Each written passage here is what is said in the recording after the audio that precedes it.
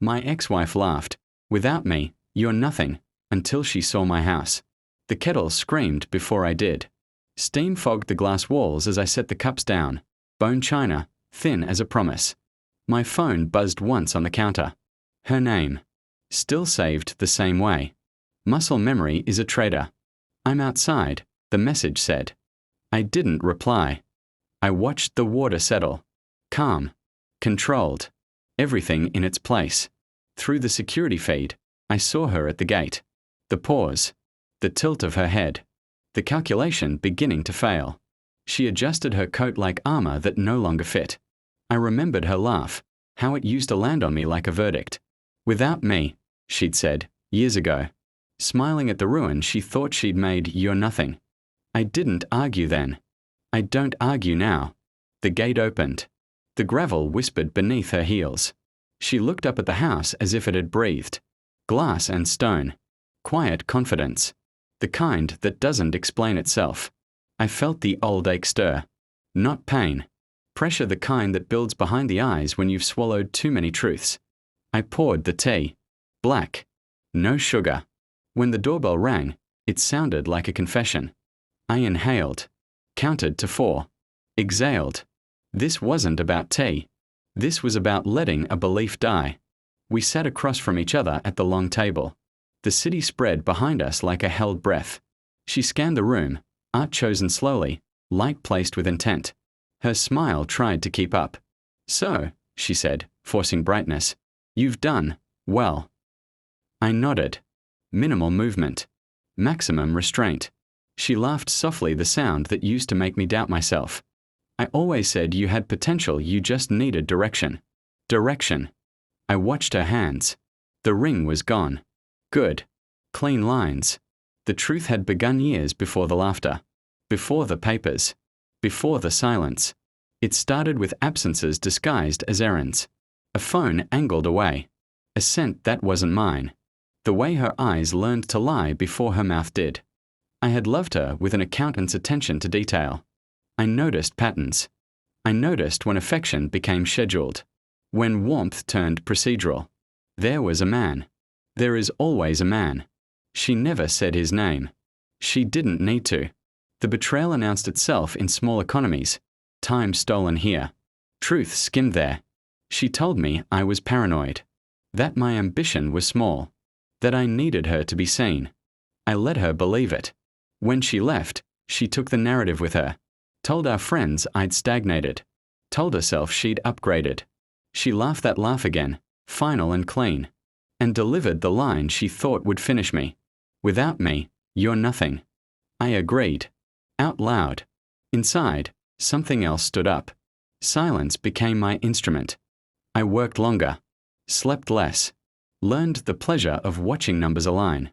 I audited my life the way I used to audit accounts. No sentiment, no shortcuts. I rebuilt with intention. Brick by brick. Deal by deal. I didn't stalk her. I didn't rage text. I didn't beg. I observed. Her social feeds bloomed with performance. New places. New faces.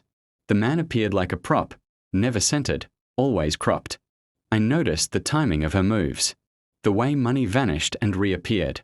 The way her confidence grew loud and hollow. I pulled records. Quietly. Legally. Patterns again. Transfers routed through accounts I recognized because I'd set them up. My name absent.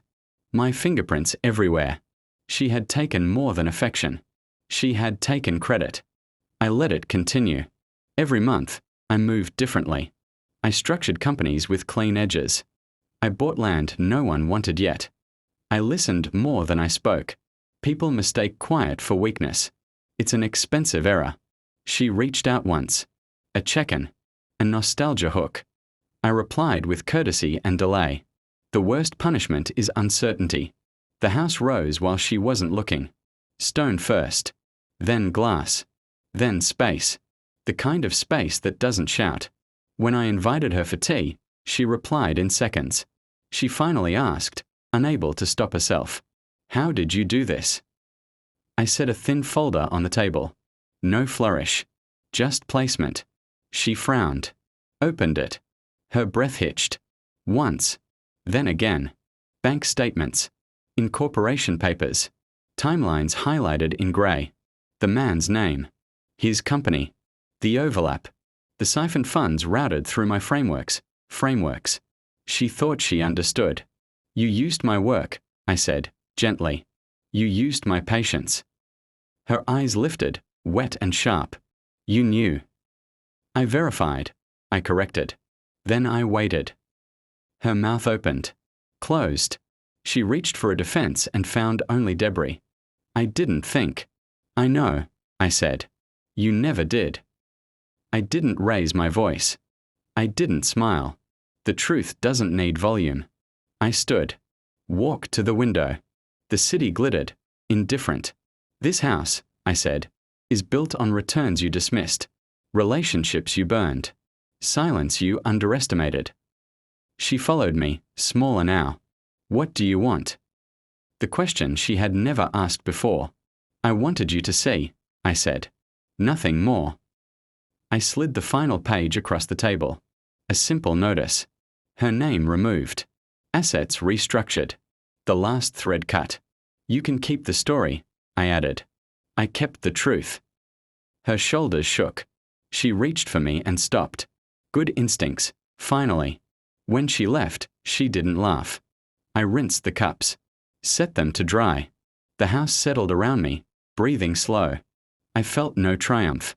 No pity. Only clarity, the kind that arrives after a long illness breaks. She had believed I was nothing because I refused to perform. She had confused noise with power. I turned off the lights. The glass reflected a man I recognized. Without her, I wasn't nothing. I was finished explaining.